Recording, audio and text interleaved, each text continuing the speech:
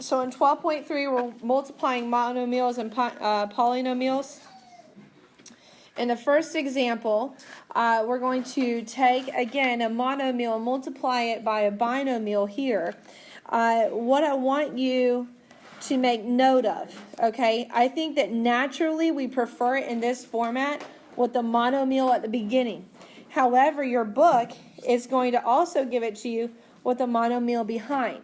If you prefer for it to be out front, just write it out front, okay? It does not change your answer. So if you don't like that and you want to write 2z at the front instead, when you're copying it down on your homework paper, that's perfectly fine. Does that make sense, what I'm saying? Okay, so it doesn't matter if it's before or after the binomial, the process is still the same. It's just visually you might prefer it to be out front.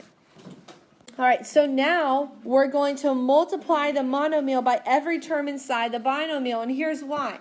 We cannot add 5x and 6 together, so we have to distribute, which is something that we've done in the past, except now I'm multiplying a term with a variable by a term with a variable. So what happens when I multiply variables that are the same, I need to add their exponents together. So a 3x times a 3x, times a 5x would give us what? 15x squared. And then a 3x times a 6 would give us 18x. All right, and then that's it. And it's already in standard form, descending order by exponent, and that's how I'd solve. Okay, so I want you to try the second one now. Okay, so 2z, again, we can write at the front, doesn't matter, but 2z times negative 7z is negative 14z squared. 2z times 1 is 2z. Who got it? Okay. Did you do the third one already? Yeah. All right, go ahead and do the third and the fourth ones the same way. Now, on these, your exponents are going to be higher, but remember, same exponent or same variable, just add the exponents together. So if it's 2 plus 1, then it's 3. If it's 2 plus 2, then it's 4. All right, go ahead and do that. So what'd you get for the third one? Negative 5t to the third. Very good. Now, it's plus because I multiplied a negative times a negative. So really, guys, the signs are really important here. We have to pay attention to the signs in front of each term individually. Okay? So if they're both negative, then it's going to be positive. All right? Now, look at the third one. Okay? A squared times a squared, a to the fourth, minus 7a to the third. All right, any questions on multiplying by a binomial? Monomial by binomial. Now we're going to multiply monomial by trinomial. Same process, except now we just have one more term inside the parentheses. All right, so I have 2x to the third now times x to the third. Again, since it's the same variable, I can add my exponents, and what do I get? 2x to the 6th power, then 2x to the third times negative 3x would be? Negative 6x to the 4th. Yep. All right, and go ahead and finish it off. Okay, all right, so 2x to the 6th minus 6x to the 4th plus 14x to the 3rd. Is that what y'all got? Yes. Okay. Now look at the next one. Now, what do you see that's different about the monomial? It's not a binomial, but it has two variables. It's still one term, but it has two variables now. So I almost view it as separate, meaning that there's a negative one in front, right? So I multiply the numbers together. Then I multiply each variable together. If there is a common variable in the other term, I still have to add their exponents together. Okay, so same with my b's. So if I go negative 1 times positive 2, what do I get? Negative 2. And then what's a times a? A squared. And b times b? B squared. All right, and what about negative a, b now times negative a? So negative a times negative a would be a squared or negative a squared? positive a squared, because negative times a negative. What about my b? Can I multiply the b by anything? No, so I just bring it over into my answer. So it's plus a squared b. All right, b just gets brought over because I'm not multiplying it by anything. All right, go ahead and multiply that last term. All right, and what do you get?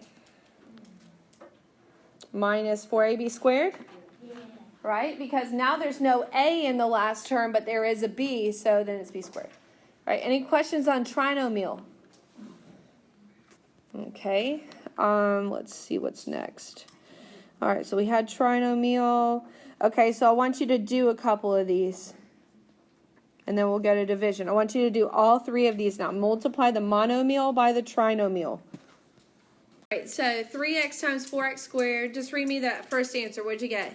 12x to the third minus 3x squared plus 6x. Very good. What about the second one? Negative 7w to the third minus 7w squared plus 21w. And then the last one, negative 16y to the third minus 24y squared plus 40y. All right, who got all three? Awesome, very good. Okay, now let's move on to division. With division now, okay, so if I'm multiplying, when I multiply, if I add my exponents, what do you think happens when I divide? Subtract. I subtract my exponents. That's exactly right.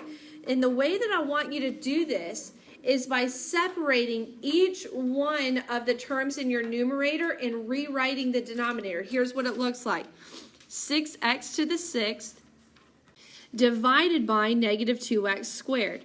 Now, I go by the signs in my numerator, so since 10x to the fourth is negative, I will subtract 10x to the fourth over negative 2x squared again. You see how I'm just basically breaking up this fraction into three fractions and writing the same denominator in all three, plus 2x squared over negative 2x squared. And now I can reduce. I can divide the numbers, and I can subtract my exponents. 6 divided by negative 2 is what? Negative 3, and then when I subtract my exponents, what do I get? X to the fourth. And it stays on top. This is technically all in the numerator because the larger exponent is on top. Remember, when I subtract and my leftovers go on the side where the larger exponent is. 9 times out of 10, guys, on your homework tonight, it's going in the numerator. Okay? Negative 3x to the fourth. Now, hold on though. Negative 10 divided by negative 2 will be what? Positive 5x squared. Now, 2 divided by negative 2 is negative 1. And since, what is 2 minus 2? 0. So the x's cancel. So if it's the same variable in exponent as top and bottom, it actually just cancels. All right, x squared minus x squared is just 0, which is negative 1. All right, and so that's how I would simplify a monomial and a polynomial division problem. I want you to try to copy that over into the second problem and go ahead and reduce that one. Remember, write them as 3 individual terms and then reduce them. Okay, so we divide and reduce. All right, now I left this blank in between these two terms. What sign goes here? Subtraction. Subtraction, because it's subtraction up here in my numerator. So subtraction sign goes there. All right, so I split it up into 3 terms, and now I can reduce each term, and I get 7x to the 6th minus 3x to the 4th plus 5x. Who got it right? Okay, awesome. If you understand that, that is everything you need to know for 12.3.